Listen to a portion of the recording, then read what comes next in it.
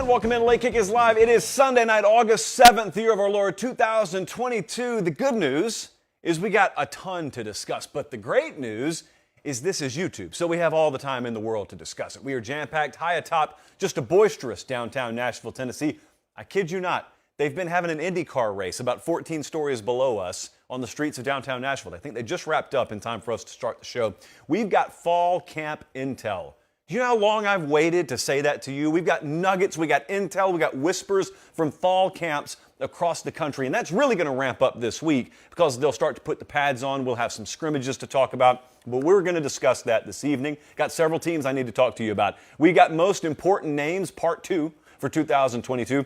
Bold predictions hits chapter 29 tonight. Also, I had a chance to do some really interesting things last week. We had some high-level discussions in Nashville. We had some high-level people in Nashville. And who would I be if a guy that's not to pull the curtain back a little bit and reveal some of that to you, but also just totally rethinking the world of college football personnel departments, recruiting, and the calendar. There's so many good ideas, not just problems, but ideas behind them. And I'm going to share some of those tonight. Also, I'm going to be drugged against my will into this Nick Saban conversation, but they are watching us in Asheville, North Carolina tonight, as they are in Neosho, Missouri. I'm told great people in Neosho. They're watching us in Colquitt, Georgia, San Diego, and LA, both tuned in.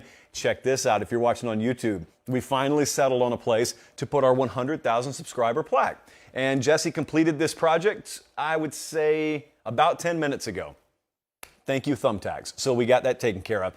It's go time. 3 shows per week, starting Tuesday. So this is it. Our next scheduled off day as a staff is Thanksgiving. We've got one off day between now and winter, and that starts December 21st. So it's time. The season has started for us. Thanks. If you haven't already subscribed and liked, do so, and then settle in because we got a whole bunch to discuss. These shows are going to be jam-packed from now until they crown a national champ. Let's start with fall camp intel. One of my favorite things to do is in August, we get a head start on what everyone else is going to be talking about in October or November because we got our ear to the ground. We're very blessed to have an extensive network of team insiders and sourcing all across the country. So we normally get ahead of the curve by days to weeks on stuff that's happening in fall camp. This is important to you if you're a hardcore fan. It's critical to you if you bet this sport or if you just have an interest in it. So let's get started with this, and we'll probably lead most of our shows in August with this. Fall camp intel, really wanted to start with the national champ, the Georgia Bulldogs, and I wanted to start the corner position. Defensive back in general, but specifically the corner position, I think it's one of the most critical position battles in the SEC and in all of college football because this right here is a bona fide national championship contender. And I was talking to someone last week, and they talked about Darian Kendrick last year. Darian Kendrick ended up being a 6th-round draft pick. He started at corner for Georgia.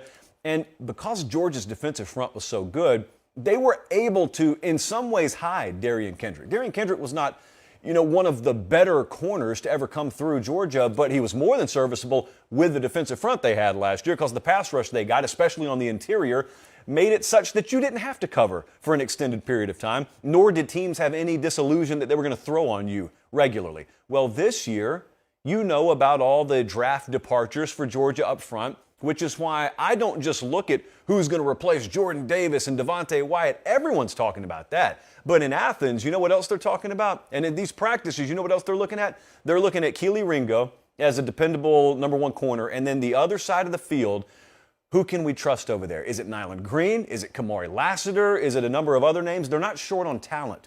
This is not do they have anyone that's adequately prepared to be plugged in there from a talent standpoint? But I did use the word prepared on purpose. Do they have guys that they can trust? Because I don't know, nor do you know, if Georgia's defensive front's going to be, in fact, I'll tell you they won't be as dominant as they were last year. They'll be very good. Still got a lot of those names you remember from the recruiting ranks. Very good there. But it's reasonable to expect a little bit of drop-off up front from a generational type defense, which doesn't really mean anything except you probably need to focus a little bit more on this corner battle. They haven't scrimmaged down there yet. We'll start to get a little bit better feel about that other corner position once they do. But those are just 2 names among several to keep an eye on. I heard Rusty Manziel and the guys over at Dogs 24/7 talking about this the other day, and Nyland Green was a name I heard him mention. Kamari Lassiter was a name I heard him mention. It is a critical piece to them trying to repeat as national champs. It's a critical piece to what they'll try and do in the SEC this year. Next up, let's go to Lincoln, Nebraska. I know I timed that up poorly, Colin. I'm sorry. But we're going to go to Nebraska anyway. I think a lot of you have heard the stat about how many one-possession losses they had last year and over the last few years. You've heard that. If you've been tuned into this sport and this show over the past several months, that is old hat. I know a lot of people are dropping that on you because they believe in the offseason. So they haven't been talking about this for 9 months, it seems like, but we have. So I'm not going to regurgitate all those old stats. Nebraska lost a bunch of games over the last couple of years that they almost won. That's the stat. How are they going to change that? That's the unknown, and that's what we're focused on with Nebraska right now. They brought in a new offensive coordinator. His name's Mark Whipple. I think a lot of you may even know that. Casey Thompson. Maybe less of you know that starting quarterback last year at Texas. He's the quarterback now at Nebraska. Now in the spring, this is one of those programs where some people tried to pass it off as a quarterback battle. It never was. You didn't really see Casey play in the spring game. Didn't matter. He was always going to be the starter here, barring injury. Scott Frost, now that we're in fall camp, has been a little bit more forthcoming with that. I think the other day he just outright said it's Casey Thompson's job to lose. So, you know the movie Independence Day. We were watching this for research purposes, of course, out in the bullpen earlier. And there's that scene where the aliens, time's up, they attack. Washington, D.C. starts to get blown up, and Air Force One's trying to get off the ground. And Bill Pullman, as he usually does, comes through in the clutch, and they just get Air Force One off the ground in time. I mean, flames nipping at the tail of Air Force One. I don't think Nebraska's start to 2022 will be very dissimilar to that scene from Independence Day. You got Mark Whipple, think we can trust him. You got Casey Thompson at quarterback, think we can trust him. We just completely emptied the transfer portal in hopes of getting immediate help here at Nebraska. We think we can trust him. There's a lot of think, there's a lot of hope, there's a lot of fingers crossed that we can get this thing to take off smoothly. Luckily, you're not opening with Oklahoma. You are opening with Northwestern in Ireland, no less. But the takeoff for this season, with new everywhere, is going to be kind of like that Air Force One takeoff. It's going to be shaky. It could be bumpy. It's going to be white knuckle for a little while. And you just hope it all holds together. Now, you're confident if you can win those first few games, if you win against Northwestern, if you don't get tripped up against, I think it's, there it is, North Dakota, Georgia Southern. You get a month into the season, and at that point, you kind of have a better idea of what you have. But to start the season, I think even the most optimistic of Nebraska fan knows what I'm talking about. There's just so much unknown. Even optimistic unknown is still unknown. And so that's kind of what I feel like. And that's what some of the sentiment that I've heard them express from around the program is we just got a lot of things that we hope are going to work out. And we got confidence eventually they will, but that eventually is not going to matter if it all of a sudden clicks in late October. Because by late October, your season could be down the drain. And so that week 0, bumpy, potential turbulence, but they could still take that thing off, and it could win by 7, not even cover the spread. A win for Nebraska football, a win is a win in week 1. Get that win, get back home to the United States of America in Lincoln, Nebraska, and then just trying to settle into a stride. Next up, I wanted to go to Texas. What do you think about Bijan Robinson? Think he's the best running back in college football? I think a lot of people do. You look at Preview Magazine season is upon us, and I think most publications out there have Bijan Robinson either rated one of or the best running back in America. I don't disagree for the record, even though it sounds like what I'm going to say is negative. It's just that when you reach this lofty a status, you're held to a different standard. And so it's fair to pick apart little individual aspects of your game. I think a lot of Texas fans understand, but the nation may not. Bijan Robinson is average at best in pass pro. Phenomenal everywhere else, but the one aspect of his game where he's struggled is pass protection. In fact, Chip Brown over at Horns 24/7 was writing about this the other day, and this is kind of something that scouts have reiterated. I assume he's heard this from scouts. Roschon Johnson is far and away their best running back in terms of pass pro. Keelan Robinson may be better than Bijan Robinson in terms of pass pro. Now, what does that mean? Well, for Texas this year, it may mean a lot because to maximize the potential of this offense, yeah, of course you got to have Quinn Ewers come through for you. Yeah, of course Isaiah Nair transferred in. Ideally, a couple of those Bama guys would pan out for you, but you have a great unknown along the offensive line. You have, like I said, a new starter at quarterback. what does it greatly behoove you to have at running back? It greatly behooves you to have a dynamite skill guy with plus pass protection in his back pocket. You know, when you're looking at his player rating, need to have a plus next to that pass pro column. And Bijan Robinson hasn't always had that there.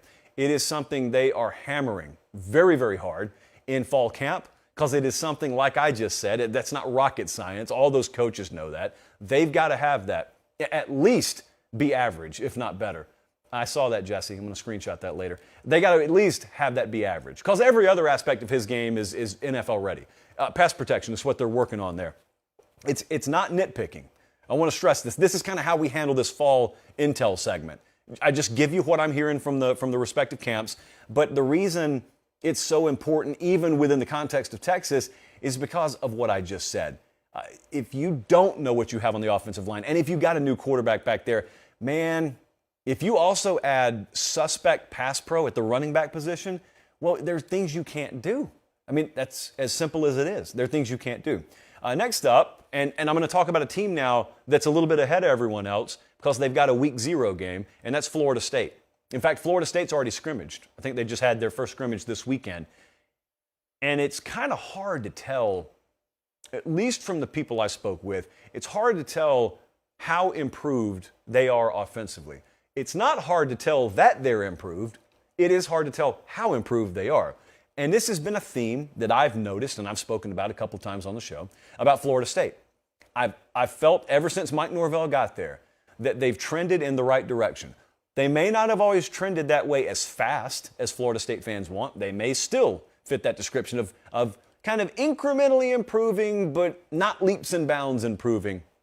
And granted, through one scrimmage, which not a ton should be taken away from, it still feels like that. So we're going to get a little deeper into camp. They got Duquesne in week 0. They got LSU then in week 1. We'll ultimately, get our answer. We just have to guess until then. But Jordan Travis at quarterback was a guy that we've spoken a lot about over the past few months about the fact that not just Jordan Travis, he's the guy pulling the trigger back there at quarterback, but their entire passing game was not good enough last year. Multiple games below 200 yards.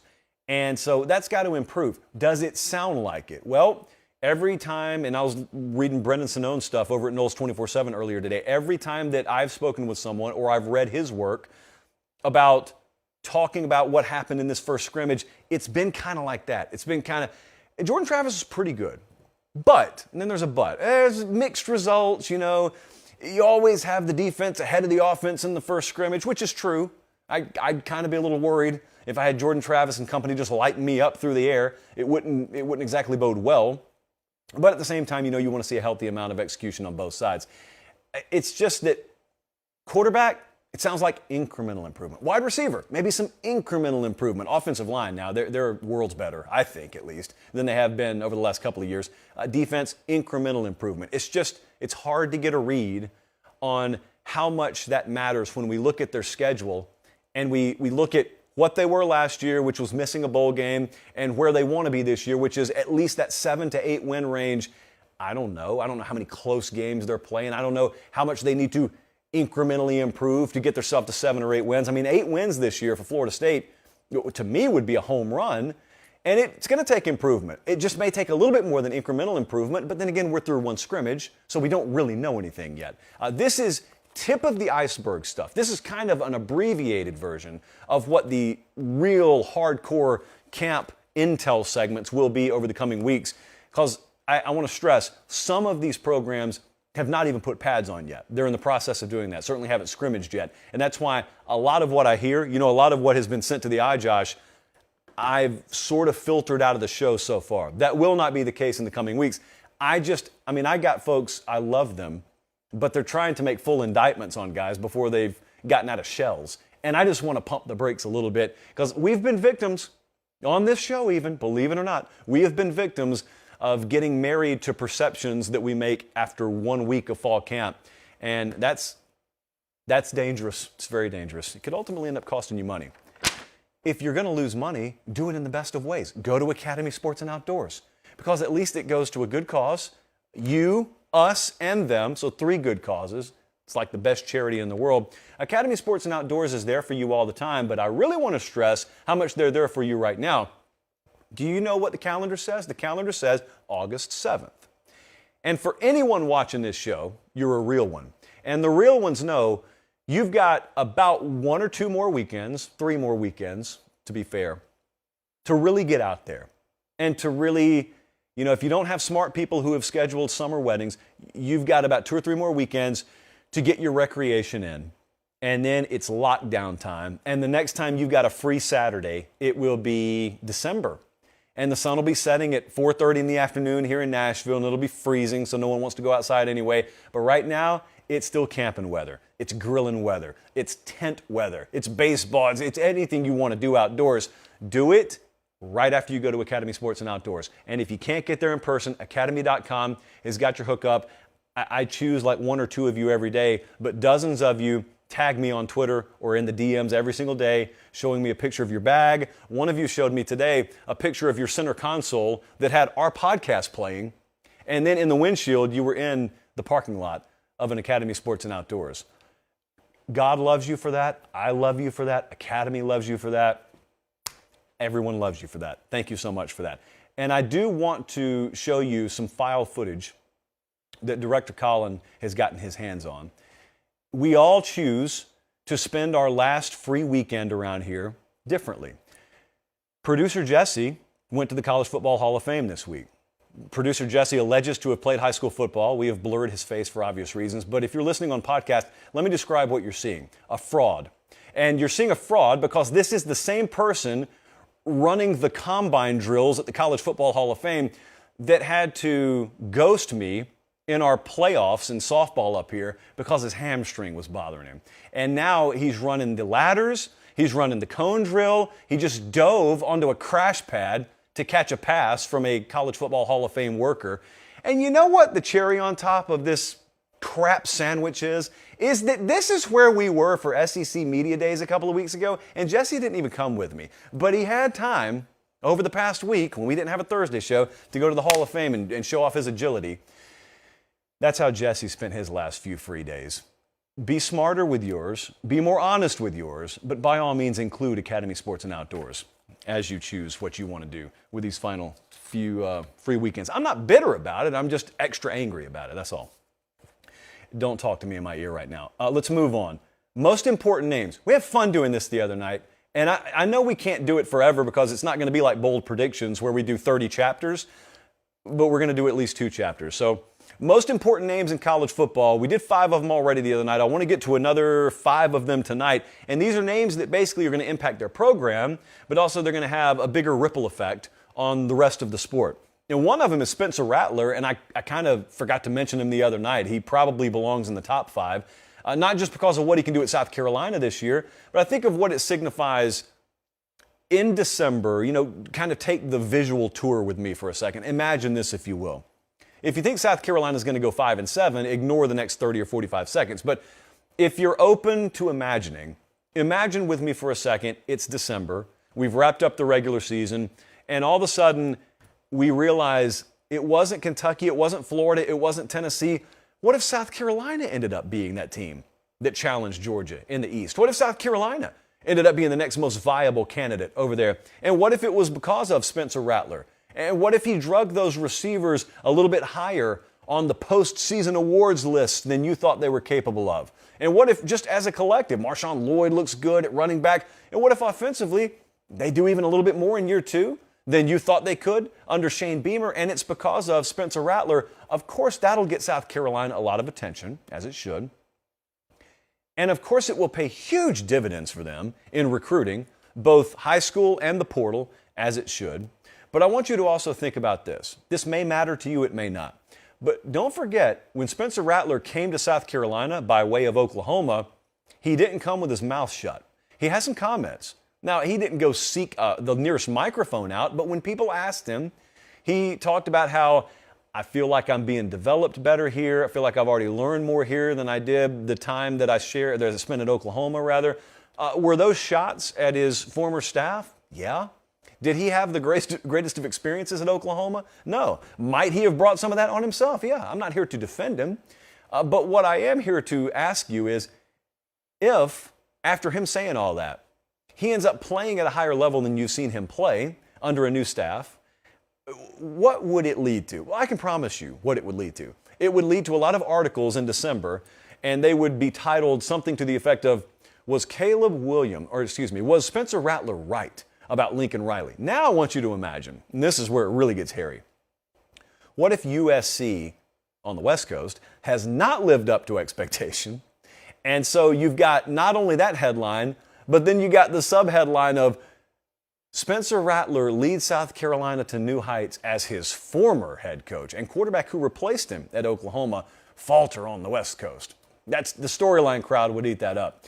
It doesn't so much matter because what South Carolina does not really impact what USC does, only in headlines and only on Twitter. But real talk, it would seriously impact the future of the SEC East, not only for what they could do this year, but South Carolina would be able to just package that entire reality up and sell it forever in recruiting. They would no longer hurt for proof of product and proof of performance. They would have that to show future prospects.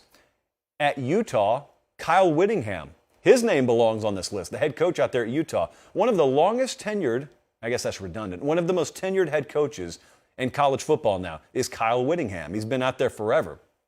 He is 144-70 overall at Utah. What might his name be on this list for, you ask? Well, consider where the Pac-12's headed. This is what I talk about with Utah before I even zoom in on them. If you're Alabama, if you're LSU or Ohio State, you can think about 2022 and it's just 2022. Because the Big Ten and the SEC are always just going to be there and you don't have to worry about that. At Utah, you don't know what the Pac-12 is going to be in the future. So for all you know, this is as legitimate as your conference will appear on the national landscape for the foreseeable future. You got to take advantage of it because a lot of that stuff's out of your hands. But everything that happens in 2022, it's going to be in your hands. Utah could make the playoff this year. They have the capability. They have the schedule. We don't have to worry about that. They have the team. They showed how they got hot last year with a lot of these same pieces. They have everything you would need from kind of an intangible and motivation standpoint because they saw what they could be kind of down the stretch last year. They end up going to the Rose Bowl. They had some injuries there. They end up fighting but losing to Ohio State. But they've got the team to do it this year. And if Kyle Whittingham's able to do that, you know, Kyle Whittingham, this is not the part Utah fans want to hear. Kyle Whittingham would be the first candidate. He would be the first arrival at a table of conversation that's going to be brand new. And that table of conversation sounds like this. Kyle Whittingham and Utah are a current Pac-12 team. This is in futuristic imaginary land, where they've, let's say, won the Pac-12 and Utah goes to the playoff. Here's how it would sound if that happened. Kyle Whittingham just did the most at Utah that we think he could ever do. Does he want to stay at Utah, or does he want to take an opportunity to go to more solid footing in places where he would no doubt have job opportunities? I mean, if anyone got the slightest inclination that Kyle Whittingham was willing to leave Utah, he'd have a ton of job offers. It's just that no one has ever thought he's going to leave. He may not leave, but the conversation will sound like that. It'll be, all right, you just won out there in the Pac-12. You better get out of there while you can because that conference is sinking under your feet. And unlike a lot of the folks out there, you've got value. The conference doesn't, but you do. As a coach, you have value. Are you going to get out of there or are you going to stay on a sinking ship? That's what the conversation would sound like. Is it fair? No. But that's what the conversation would sound like anyway. That's why Kyle Whittingham is a really important name this year because he would be the first, theoretically, but not the last guy who dealt with that kind of conversation. Had Mario stayed at Oregon, he'd be dealing with it. If Dan Lanning has a good year this year, he'll be dealing with it. Lincoln Riley's not because USC has already made their future intentions clear. But a lot of the folks, I mean, Brent Venables well, no, he won't because he's going to the SEC. Dave Aranda will deal with this at Baylor. You know, Mike Gundy will deal with this at Oklahoma State. So just keep an eye on Kyle Whittingham. Tyler Van Dyke, the quarterback at Miami, absolutely belongs on this list. He's one of the most important names in college football this year. How important is he? Well, I guess the best comparison would be to go right back to his conference 1 year ago, look at Pitt, the eventual ACC champ last year, and ask yourself, how important was Kenny Pickett to them? Because Pitt football was Pitt football. You just happen to have a first-round draft pick at quarterback playing for Pitt football last year. And they ended up being a double-digit win team, and that's exactly what the difference could be this year with Miami. You could have what has been Miami around Tyler Van Dyke. And if Tyler Van Dyke plays at that kind of level this year, that's the kind of stuff that takes you from a 7-5, 8-4 caliber team to a 10-win caliber team. And if Miami's a 10-win caliber team this year, they are no doubt, at the very least, in the conference title picture. They're probably in the conference title game. And I don't think I need to remind you what happens. If you've got a hot and very talented quarterback in December, anything can happen. Nothing is off the table for you. And if you've followed recruiting and you understand the talent makeup and the talent roster makeup at Miami, this is not a start over. It's not a rebuild project from the ground up that Mario Cristobal's inherited down there. If you look up and down the roster, I mean, running back, they got a really good 1-2 combination at running back. They've got a lot of continuity, to say the least, on the offensive line. They don't have just this complete lost project that you look at when the new coaching staff comes in and says, 2 years from now, if we're lucky, he'll have this thing back on the track. Because of what they inherited, they could be right there this year. Their 2022 schedule opens up very favorable for them, I think, because they've got a couple of very winnable out-of-conference games. Then they go to Texas A&M, which is also an out-of-conference game. But after that, they come home, they got Middle Tennessee, and then they open conference play on the 8th of October at home versus North Carolina. And if you just look up and down the schedule, imagine yourself with a Tyler Van Dyke fulfilling expectations. North Carolina, at Virginia Tech, Duke, at Virginia, Florida State, at Georgia Tech, at Clemson, Pitt. Where's the unwinnable game? I'm counting at Clemson there. If you're going to Clemson, maybe you've got the better quarterback. You know, if things haven't panned out with DJ, I imagine we see Cade Klubnik by then, but you may take the better quarterback in there. You ended up doing it last year at Pitt, so you may do it this year at Miami. Tyler Van Dyke will be a critical piece in that ACC race. For the future of Miami, that's understood. But for the future of Miami recruiting, and then also this year's ACC title race, yeah, it's a really important name. This name you may not know, Eric Wolford. How many of you know who that is? That is Alabama's offensive line coach this year. I didn't even just want to single out an offensive lineman. I wanted to go with the O-line coach. They had Doug Marrone there last year. And here's where college football gets kind of hard to figure out.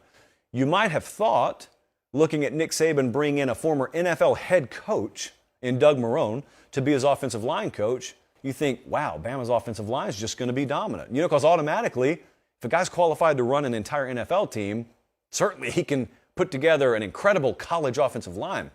Well, I wasn't there last year, so I'm not going to sit here and recount what went right, what went wrong with Alabama's offensive line. I'll tell you one thing that went wrong is they had to replace 3 really, really good players that went to the NFL. And the other thing is, you may or may not have had a guy that was a great fit there. And one of the pieces of evidence that I would present to you is he's not there anymore. And that's usually a pretty good one to pull out. Usually gives you a pretty good idea of what happened and what didn't happen. Eric Wolford is there now. And Eric Wolford is one of the most important names in college football because if I tell you Bama's going to have a good offensive line this year, they become an even greater favorite to win it all. They're already the favorite. But right now they're a favorite with a question mark next to offensive line. Because is Tyler Steen going to be a plug-and-play left tackle for them, the transfer from Vanderbilt? You would think so, maybe. Is J.C. Latham, former 5-star offensive tackle, is he going to just seamlessly pan out at right tackle? Bama fans think so. You would hope so in their case. I don't know that.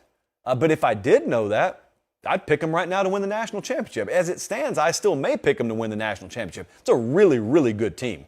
But Eric Wolford, if his unit does not pan out, that'll probably be the reason Bama doesn't win it all. If they fail to win it all this year, I guarantee you, unless you've had an injury to Bryce or something like that at quarterback that just changed the complexion of the team entirely, if they're not watching the confetti rain down on them in January, where are we? LA, I think, this year for the national title game. If they're not out in LA winning the national title and you're trying to figure out why, offensive line has probably been why. Lastly, we're going to go 2 names here, but it counts really for one team. Sharon Moore, Matt Weiss, those are the names, co-offensive coordinators, taking over for the departed Josh Gaddis at Michigan. The more I look at Michigan, the more I get excited about Michigan. You know, it would be very easy if you didn't pay attention to players and you just went with the storyline soap opera aspect of the sport, which is fun. to say that Jim Harbaugh almost left and then he didn't leave, but man, this is going to be Dan Mullen 2.0. Never gets checked back in and team struggles this year. If you know anything about Michigan, you know that's a far cry from what reality is there. And secondly, I think it's important to note that, yeah, there was some attrition on the staff. In fact, Harbaugh had to replace both of his coordinators. He did not go outside for the replacement hire for Josh Gaddis. He promoted from within. Sharon Moore is the offensive line coach there, and Weiss is the quarterback coach. They've got one of the best offenses, and especially one of the quietly the best offenses in college football. It's just that you've got to throw the ball 50 times a game for your offense to get a ton of respect in this world, in the media world. But if you talk to staffs who will have to face Michigan this year, what worries them is Michigan's offense is going to do some stuff that you may not be able to stop even when you know it's coming. That's the scarier part. You know, if they just kind of paper cut you to death, that's one thing. But the paper cut and the tool that someone uses to paper cut you, if you get a hold of it, you know, you can just crumble it up. You can't crumble up a sledgehammer. And that's kind of what Michigan plans on throwing at you again this year. And if you stop it, they tip their cap to you. You're going to have to, because you're not going to score a ton on them. And so they're just one of the more steady and dependable teams again this year. But if these two guys, if that offense ends up maybe even cranking it up, and I'm talking about cranking it up from an efficiency standpoint. I don't mean all of a sudden they reinvent who they are offensively. That would be stupid. There's no reason to do that. I know they've had their sessions with the media up there, and they've kind of talked about that, about how we're not reinventing anything. Why would we? It works. Now, are there some things we're going to tinker with? Yeah, of course we want to evolve certain branches, but the tree is going to look like the tree's always looked under Jim Harbaugh.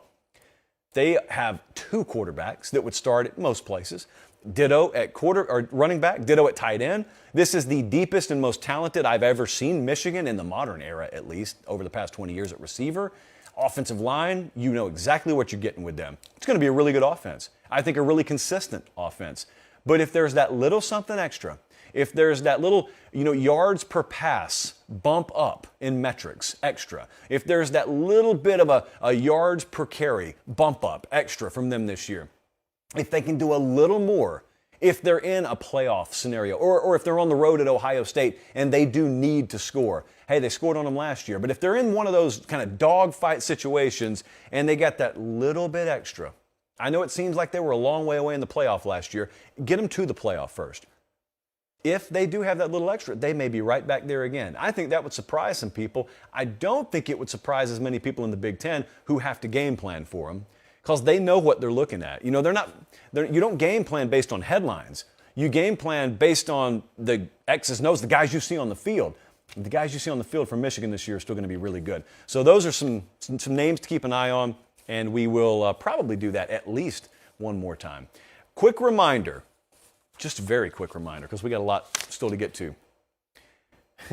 Lawrence said the schedule's soft. Lawrence, I don't control the schedule, man. You're right, though. That September is especially soft.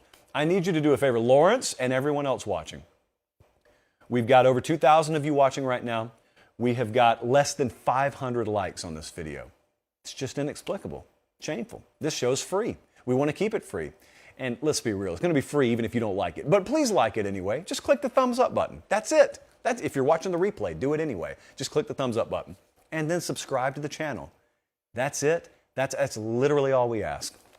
And maybe visit PateStateMaterial.com after the show. Bold predictions, chapter 29. Congratulations on the doorstep of 30. I told Pat Foley we were going to make it to 30, and we're going to make it to 30. But let's get through 29 first. These are the things you believe, or at least you claim you believe, and you would bet your own hard-earned money on. And hey, this first one's not all that bold if I don't say so myself. Let's talk about Arkansas. Ryan from Royal, Arkansas. He says Arkansas will lead the country in rushing again this year. This is a 5, maybe a 5.5 for me. They've got the horses to do it. And they also lost a first-round NFL receiver, so logic would tell you they're even more likely to lean on that run game this year. Just an idea of how lethal this rushing attack was a year ago. They were over 100 yards on the ground in every game except the Georgia game, which was just an unmitigated disaster we don't even talk about. They were 200-plus yards on the ground in 9 of their 13 games last year, 227 yards per game. Jesse found this stat earlier today. with his two good hamstrings. They had 4 players on this roster last year with 500 or more yards and 5 or more touchdowns. And not all of them left. And so they got a lot of them back. KJ Jefferson, the quarterback, of course, back. They got Dom Johnson there, Raheem Sanders, A.J. Green. So I think absolutely the rushing numbers are going to be there. I'll tell you what could get in the way here. I don't think it's a philosophical change because it's the same quarterback here, same coordinator, same everything. I think that maybe the schedule being as difficult as it is, that may be what keeps them down. They've got to play Cincinnati week 1. That's not a team that you're probably hanging 275 plus on the ground on. They've got A&M, Alabama, at Mississippi State, at Brigham Young, at Auburn, LSU. You know, it's just there are a lot of really good defensive teams here, a lot of really good run-stopping defensive fronts that you see. So that may be what stops them. And I want to remind you, when I talk about the best rushing attacks in college football, I always remove the service academy teams and put them on a different level because they're running different offenses. They're running option-based offenses. So we're talking about non-option-based teams. So no Air Force, no Army. Outside of those teams, yeah, Arkansas very well could be up there again. Next up, let's talk about the Big 12 championship game. Is there a person out there, by the way, who has not picked Kansas State as their sleeper this year? Everybody. It's not a sleeper if everyone's picking them. Just want to remind you of that. So football enjoyer, here's his bold prediction. The Big 12 title game will be Kansas State versus someone not named Oklahoma or Texas. This is a 9.5. Every one of those things individually sound like they could happen. Angels in the outfield, flap those wings. It could happen. Yes. Will it happen all at once? No, probably not. But let's entertain it just for our purposes. The odds to win the Big 12 right now. Oklahoma is the favorite. Texas right there behind him. Oklahoma State third, Baylor fourth. Kansas State is a distant fifth. Their odds now are plus 1,200. Now, in a vacuum, that doesn't mean much to you. But to give you an idea of how much America has slobbered all over Kansas State in the futures market, May 30th, you could have gotten Kansas State to win the Big 12 at plus 2,500. Those odds have come all the way down to plus 1,200, which means, we've got elderly grandmothers who have never bet college football before out there putting money on Kansas State to take home the Big 12. Where's the conference? I don't know. What city do they play in? I don't know. What's the color scheme? No idea. But I love Deuce Vaughn. Give me Kansas State. You saw the odds there, so let's take a look at their schedule. They have to go to Oklahoma pretty early in the year. It's not that I doubt the team. I find it suspicious that everyone has honed in on the same sleeper, as I was guilty of last year with Iowa State. I remember that. And I'm not being hypocritical. I remember my fault. I'm just trying to caution everyone not to go down the road I went down. They got Texas at home late in the year. They go to Baylor, which I think is, especially late in the season, right there before you go right the next week to West Virginia, a very tough back-to-back road stretch. You've got to have them in the Big 12 title game, and then you got to have neither Oklahoma nor Texas, the two favorites to win the conference in the title game. They're the only teams, Texas and OU, in the conference with an over-under win total of 9 or more. Kansas State's over-under win total is 7 by comparison. This is it's unrealistic. So it's a 9.5 for me on the boldness scale. Next up, Ohio State. This is the talking point. It's one of the biggest talking points of college football this year. And Joshua, love the name, he says Ohio State's going to have a top 10 defense this year in year 1 under Jim Knowles. They go undefeated in the regular season from Lima, Ohio. I'm just going to focus on the top 10 defense part. This is a 7. I think that's a very safe boldness rating, a 7. It is the stated goal of Ryan Day this year to have a top 10 defense. He went and hired Jim Knowles from Oklahoma State for this very reason. Producer Jesse and Colin, they are showing you the ineptitude defensively last year. Yards per game allowed, 59th in the country. Points per game allowed, 38th in the country. By comparison, Jim Knowles at Oklahoma State, they were top 10 in both of those categories last year, among several others. So it's not very hard to figure out why Ryan Day saw fit to bring him in. But then you start to look at something else with Ohio State, which should give you a lot of confidence. It's called a schedule. And when you look at Ohio State's schedule, I'm not going to read the whole thing to you, but if you're watching on YouTube or even if you're driving around listening on podcast, you can pretty well imagine who they play. Add Notre Dame and Arkansas State and Toledo. You know who they play. Where's the quarterback who really scares you? You know, if you're fundamentally sound defensively, they've got 13 defensive prospects that have ranked in the top 150 in recruiting since 2019. Talent's not the issue here. Where's the quarterback that terrifies you? Now, conversely, if you don't play fundamentally sound, if your secondary is a train wreck like it was last year, then it doesn't even matter. Even Michigan can throw the ball all over you. You know, there are several quarterbacks on this schedule that'd be able to throw the ball all over you. You may go to Maryland and give up 35 offensive points if you had the kind of defensive ineptitude you had last year. I don't think they'll have that. The question is not will they improve. I would bet my last dollar, yeah, they're going to improve quantum leaps. Is it going to be quantum enough to get inside the top 10 in the defensive metrics? I don't know if it's going to be quite that big a springboard this year. The good news is it doesn't have to be. If you promise me Ohio State's going to have the 19th best defense in the country this year, I think they'd be playing for a national championship. So if you just get me, Jim, Mr. Knowles, Jimothy, can I call you Jimothy? Just get me in the top 20.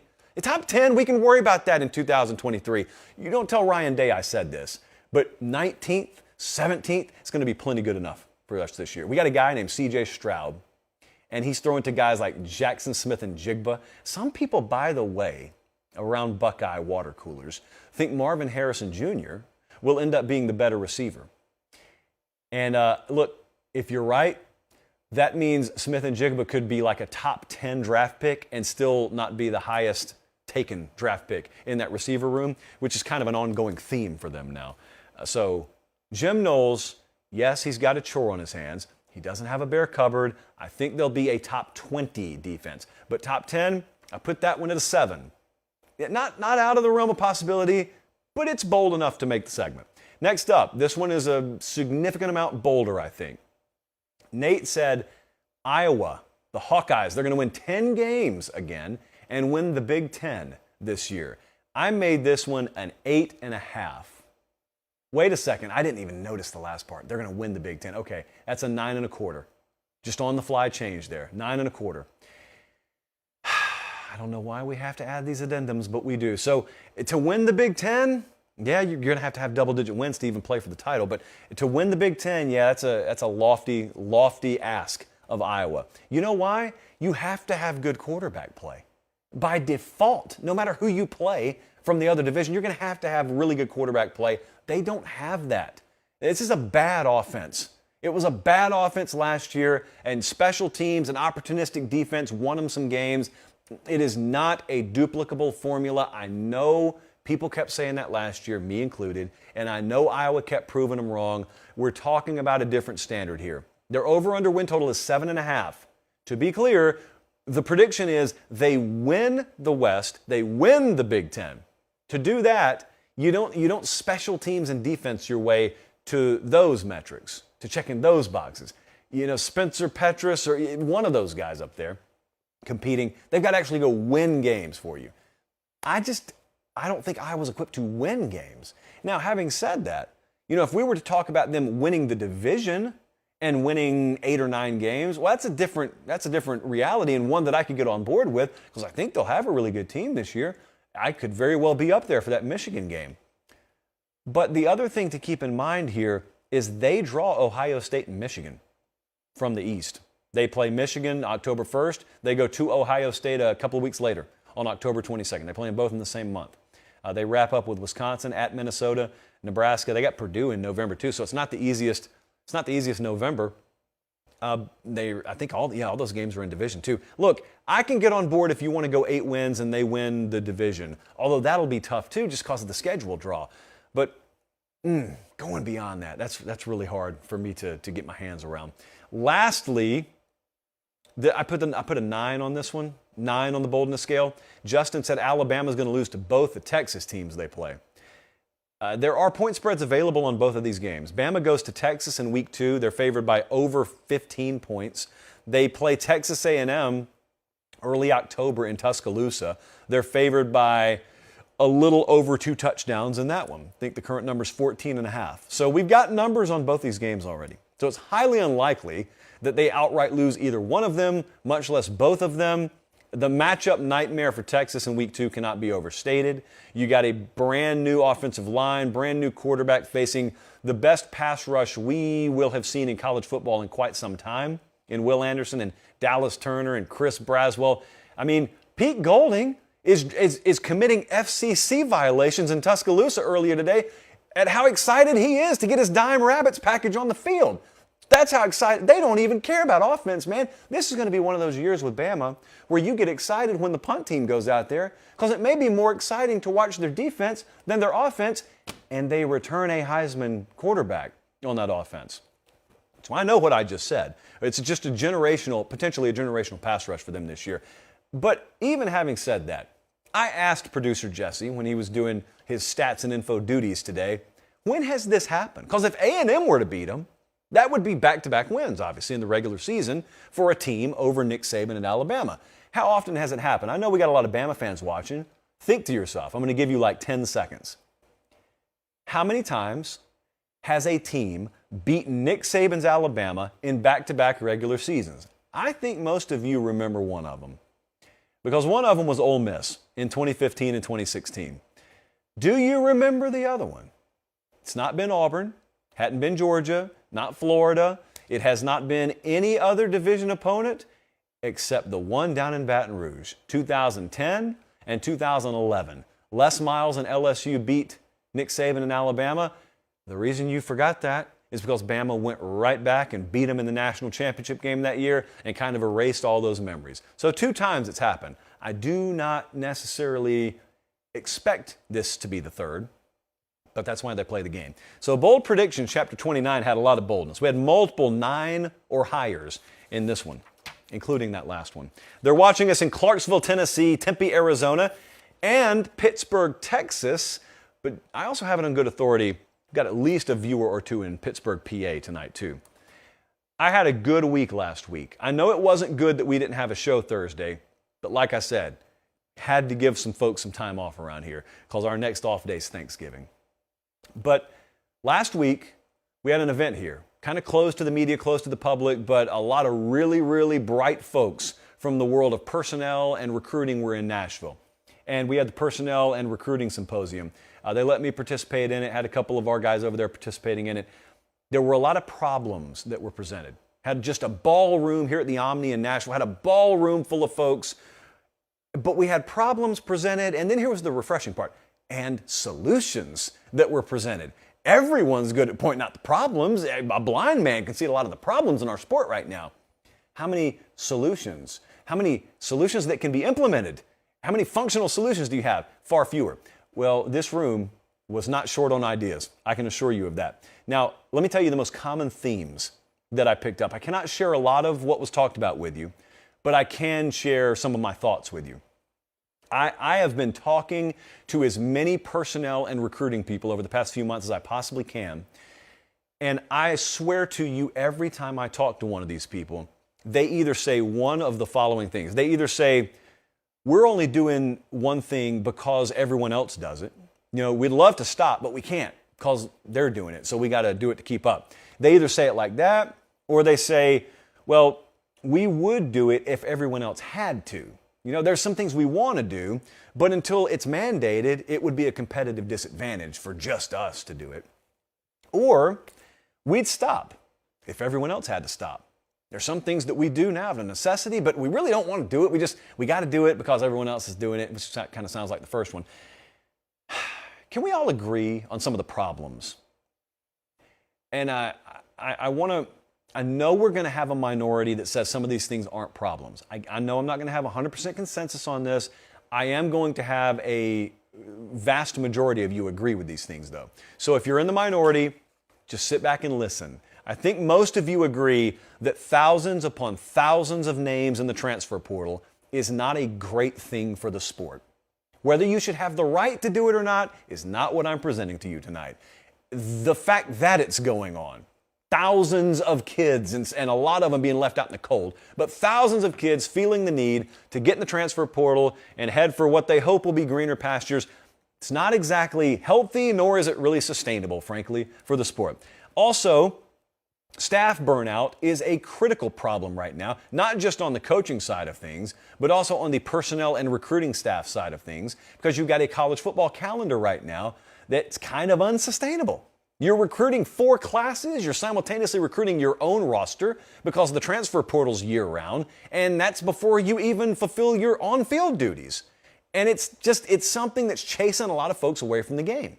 Also, the rules change on you every year, so you can't have any forward thinking. You can't plan or map out because everyone's going to eventually know that the Etch-a-Sketch is going to be taken from left to right, and then we start fresh because we've got a new set of rules. So here's this kind of part that aggravates me a little bit. You can have one of 3 reactions to the current state of college football. You can either look at it and say, well, you guys make a lot of money, just deal with it, which is the dumbest take. Or you can say, I don't know what the solution is, so I just say we don't touch anything. That's the weakest take. Or you can look at it and say, let's just get the smartest folks in the room and don't let them come out until they have solutions. And that's the wisest take. And not that there were decisions that were made and then etched in stone last week here in Nashville, but we had a lot of folks, I mean some big names you'd recognize, that were in town and tried, and I think it was a very fruitful exercise, to not only present the problems, but a lot of solutions. And I'll tell you, I was up there moderating a panel with some of them, and I think especially the last day, there was some really good and in some cases fiery back and forth conversation about what the best path forward for the sport is. But I'll tell you, I agreed with a lot of it, and I'm going to present some of it to you here. If you really wanted to solve the fundamental problem here, the fundamental problem is the entire process has been sped up too much. If you think about what recruiting is now, it's been sped up a lot.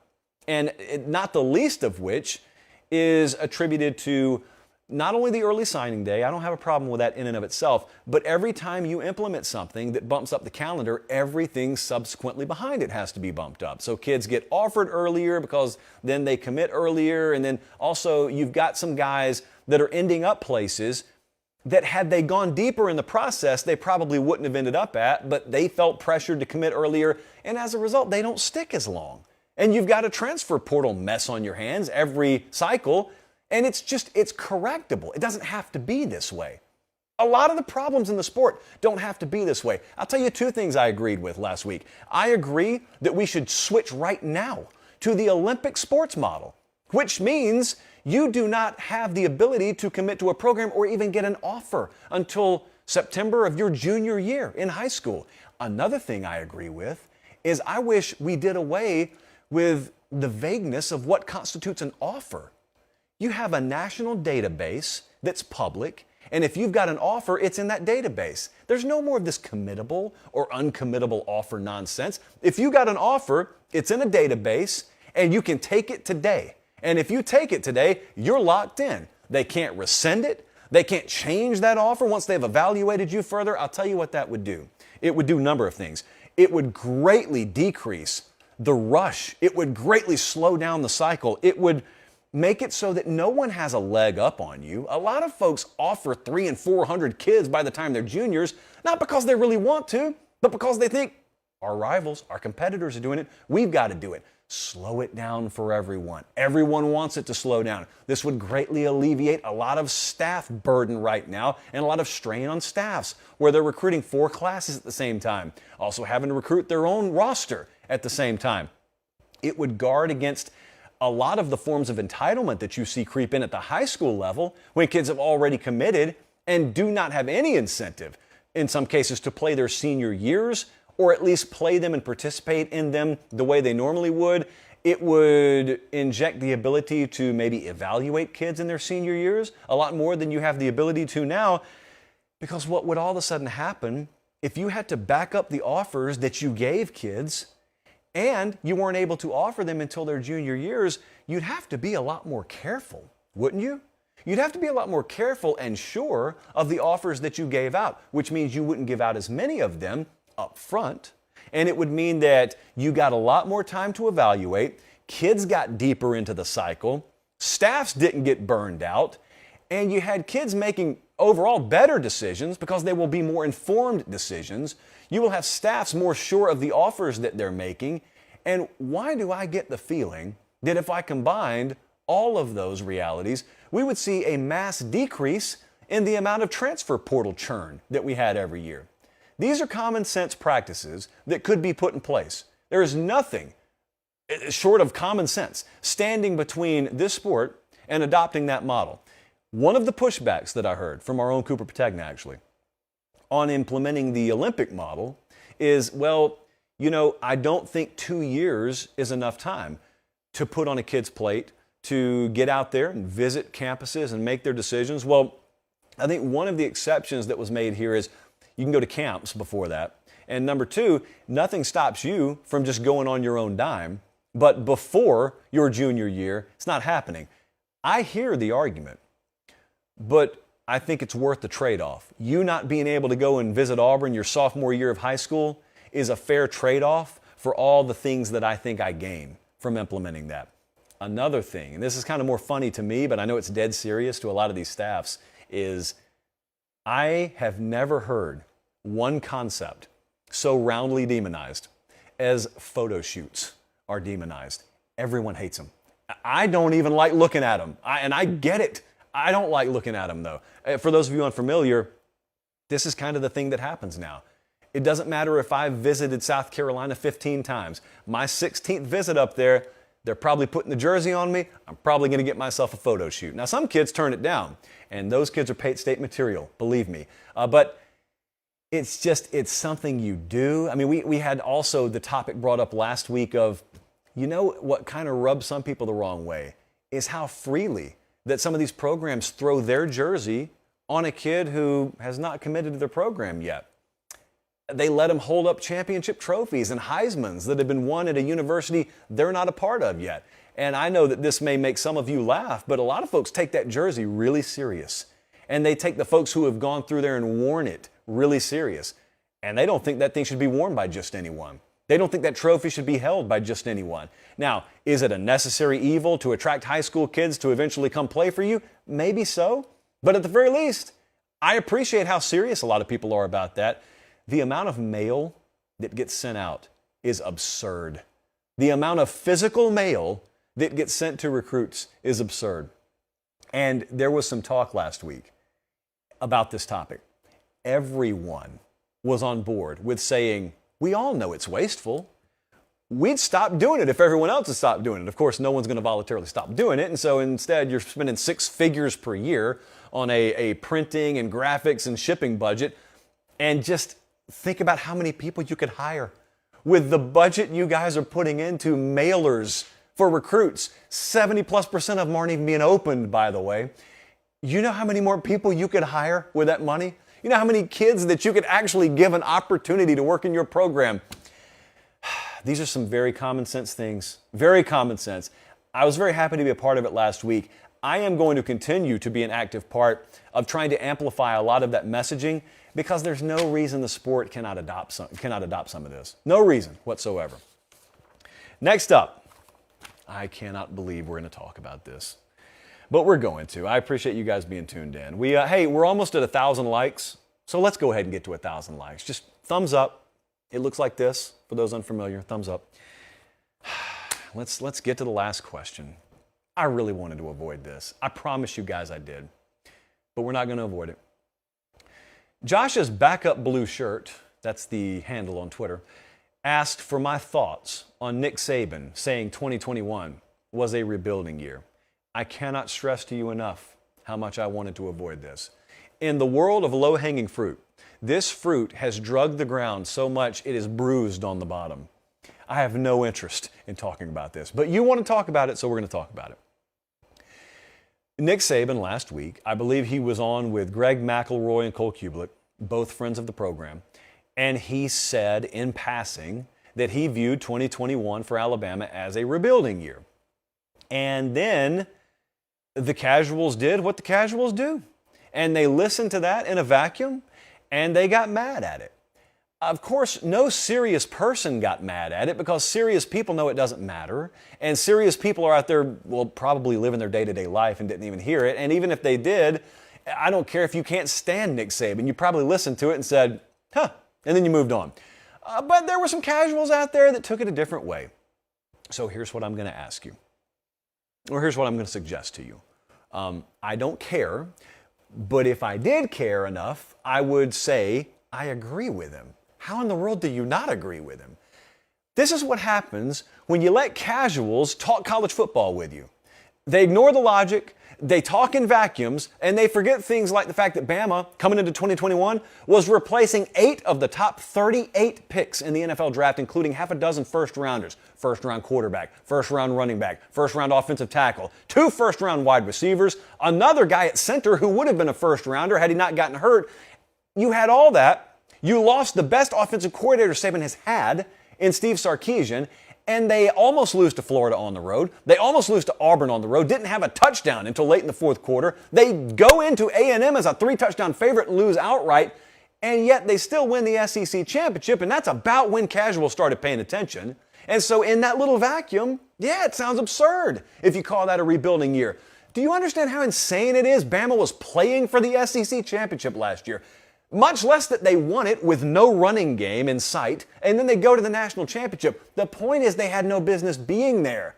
Saban's built such a good program, they got there anyway. That's the only program in America that is capable of almost winning a national title in what, by their standard, truly is a rebuilding year. He's not wrong in what he said. He's not wrong at all. And if you were paying attention to the sport throughout the entirety of last year, you get that. Also, if you were hanging around this show around this time last year, do you remember how many times on Late Kick I told you that I thought, and a number of folks in the scouting world said about Alabama, if you're going to get them, you need to get them this year, 2021, because 2022's team is going to be insane to try and deal with. It was a rebuilding year for him.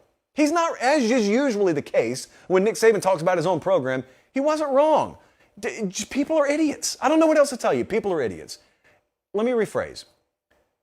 Good people can have idiotic takes, okay? Smart people do say stupid things sometimes. Stupid people rarely say smart things. But smart people do say stupid things. So there were some smart people last week that fell for this, and they said some stupid things about it. And in the words of former Alabama All-American Forrest Gump, that's all I have to say about that. How dare you all attack him like this? I promised Bradley I'd get that in the show tonight because I'm going to do something with that on Instagram later. I appreciate you guys more than you could ever know watching the show. We're right at an hour. We're probably going to have shows at some point in August go an hour and a half. And we'll be happy to do it because the season is here again. Thank you guys so much. Remember, we're back to 3 nights per week. So we will not wait until Thursday. We will be back here the same time on Tuesday night. And before I go, I got to remind you, and I'm doing it in the live chat as we speak. Am I? Yes, I am. PateStateMaterial.com is open. The Late Kick store is open. So go check it out. New editions coming Tuesday. That's all I got to say about that, too. So for producer Jesse, for director Colin, I'm Josh Pate. Have yourselves a great start to your week. Take care, and God bless.